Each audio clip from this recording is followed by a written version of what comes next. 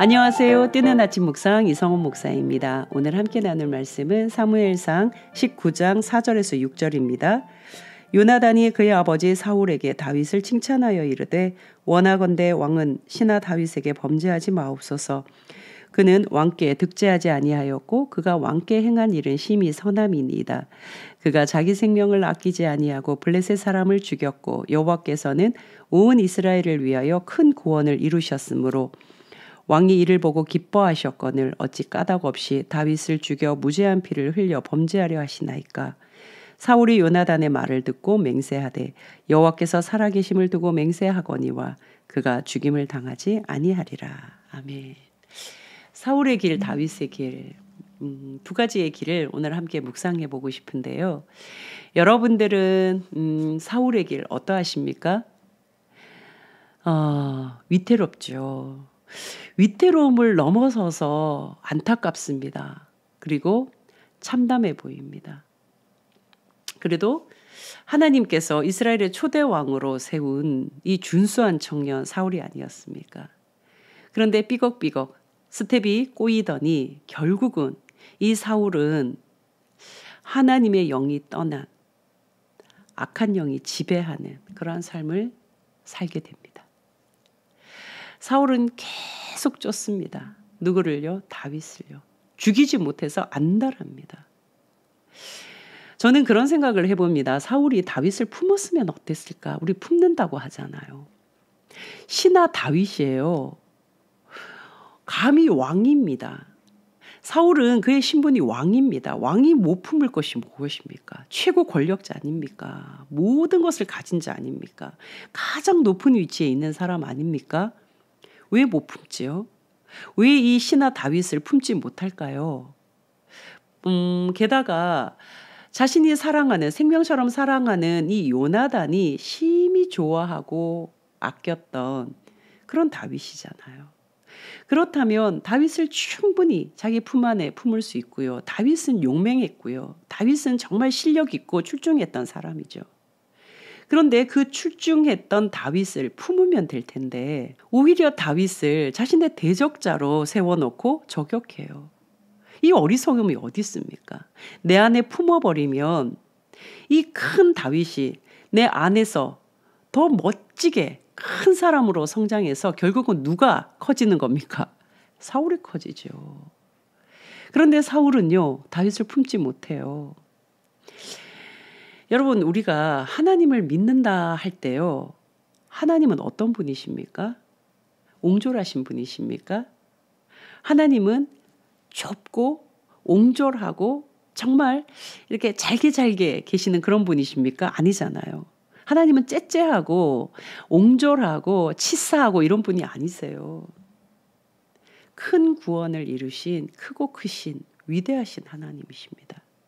그런데 우리의 생각은 자꾸 옹졸해지고 치사해지고 그저 치졸해지고 뭔가 옹색하고 그런 우리의 마음을 이렇게 직면해 볼 때 내 안에 정말 하나님이 계시는가. 여러분, 우리 안에 하나님이 계시면요, 우리는 큰 사람이 될 수밖에 없어요. 지금은 요만해도 하나님을 만나고 알고 우리가 하나님과 교제해 나가면 나갈수록, 다시 말하면요, 신앙생활을 하면 할수록 그 사람은 커져가야 됩니다. 크리스찬은 큰 사람이 되어야만 합니다. 될 수밖에 없습니다. 왜요? 크신 하나님을 믿고 크신 하나님의 길을 따르고 크신 하나님의 말씀을 이루니까요. 그 삶은 클 수밖에 없습니다. 제가 여기서 크다라는 것은요, 많은 재물을 가졌다, 높은 위치에 있다, 뭐 권력을 가졌다 이런 뜻이 아닙니다. 그 사람에게서 나오는 영향력입니다. 그 사람에게서 나오는 공기입니다. 그 사람에게서 느껴지는 이 뭔가 힘, 파워, 에너지입니다. 큰 사람이 되어야 합니다. 째째하네. 옹색하네. 옹졸하네. 이것은 크리스찬의 이름 뒤에 붙어야 될 그런 이름이 아니에요. 크리스찬은 하나님의 크심을 닮아가 넉넉한 사람, 큰 사람이 되어야 합니다. 사울은 옹색하기 그지없습니다. 신하 다윗 하나 품어내지를 못하거든요.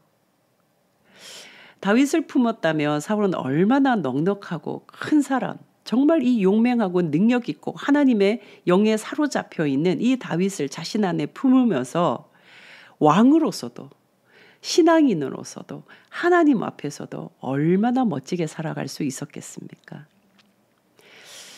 다윗을 품지 못하고 사울은요, 오히려 증오심을 품습니다. 시기와 질투를 품습니다. 제가 오늘 품는다라는 말씀을 많이 드리잖아요. 품는다라는 것은요, 어미닭이 알을 품는 것과 같지요.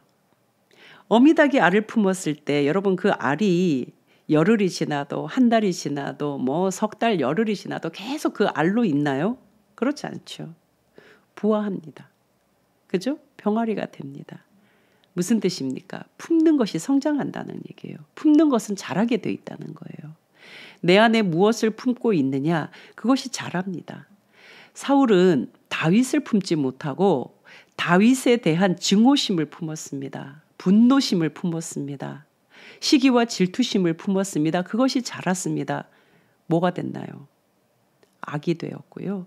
사울은 살인자, 이 살인자의 길을 계속 걸어가는 그런 자람을 보여내고 있습니다. 거기에 반해서 다윗은 끊임없이 선한 길을 위하여서 선한 길을 향하여서 달려갑니다. 그의 현실은 이 사울을 대적하고 사울을 공격하고 사울에게 힘을 행사하고 싶은 마음이 굴뚝 같으나 그 현실에 따르지 않고요. 하나님의 선한 길을 따르기 위해 애써갑니다. 사랑하는 따와 가족 여러분, 오늘은 우리가 두 가지 생각했으면 좋겠습니다. 하나님의 크심, 그 크심을 닮아가는 나는 옹졸하지 않고 째째하지 않고 치졸하지 않고 치사하지 않고 큰 사람인가? 넉넉한 사람인가? 여유로운 사람인가? 나에게서 뿜어져 나오는 공기와 영향력은 큰가? 넉넉한가? 우리가 한번 생각해 보았으면 좋겠고요. 두 번째로 내 안에 품고 있는 것이 무엇인가? 하나님의 선함을 품고 있는가? 정말 하나님이 원하시는 것을, 아름다운 것을, 성경적인 것을 품고 있는가? 그러면 그것이 자랄 것입니다. 그러나 내 안에 비교의식을 품고 있는가? 낮은 열등감을 품고 있는가? 낮은 자존감을 품고 있는가? 증오심을 품고 미움을 품고 분노를 품고 있는가? 그것이 자랄 것입니다. 바라기는 하나님의 선함을 품는 우리 따 가족들 되셨으면 좋겠습니다. 바라기는 하나님의 크심을 닮아 이 하루만이라도 넉넉하고 크신 하나님 앞에 나도 큰 사람으로, 큰 가능성을 가진 사람으로 큰 꿈을 꾸고 비전 있게 살아가는 오늘이 되셨으면 좋겠습니다. 내일 또 뵙겠습니다. 샬롬.